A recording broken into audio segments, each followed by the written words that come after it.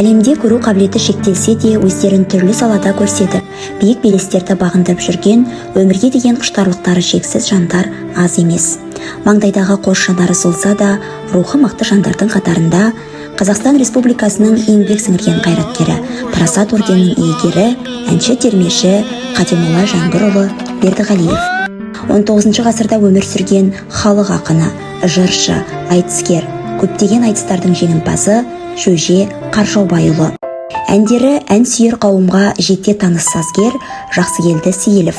Ол Жезкиек, О аналар сынды әндердің авторы.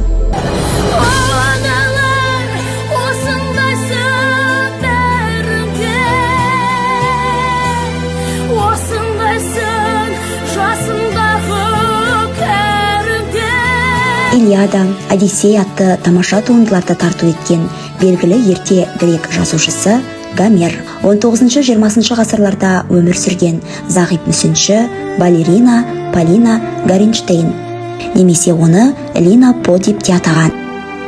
Итальяндық опера әншісі, музыкант Андреа Бочелли.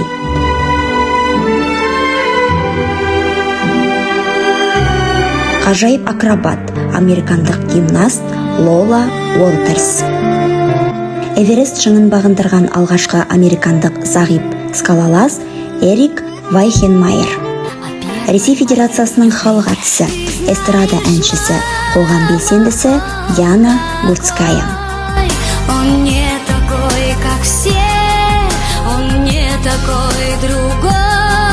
Сонымен қатар өнер шыңын бағындырып жүрген еліміздегі зағип жас өнерпаздар туралы айтар болсақ, сазгер, пианист, Қазақстан Республикасының мәдениетін дамытуға қосқан үлесі үшін Жаншуақ сыйлығының иегері, есімі Қазақстанның 100 жаңа есімі жобасына енген біздің жерлесіміз Саида Қалықова.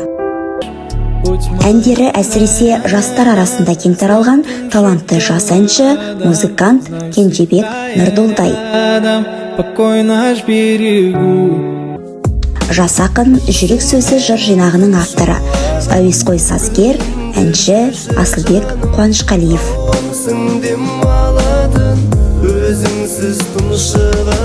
Қазақстан дауысы балалар 2023 мега жобасының финалисті және басқа да көптеген халықаралық, республикалық байқаулардың жеңімпазы жас әнші жерлесіміз Мөлдір Базарбай да осы қатарда.